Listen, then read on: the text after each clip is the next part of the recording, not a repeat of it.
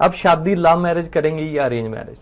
I आपके want- fans का ये सवाल है, वो जानना चाहते हैं। I want to do a love marriage, और मेरे घर पे भी कोई पाबंदी नहीं है कि लव मैरिज नहीं हो सकती, ऐसा कोई सीन नहीं है।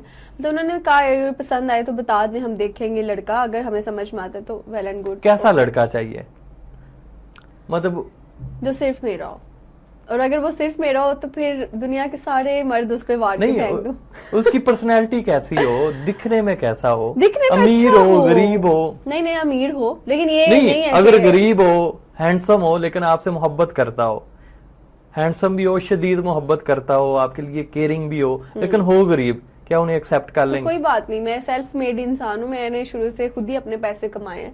नहीं। मैंने कभी किसी के पैसों पे मोहताज बनकर नहीं उस तरह गुजारा किया, तो कोई बात नहीं। आप आई एम उन्हें अ वेरी accept कर- सपोर्टिव पर्सन।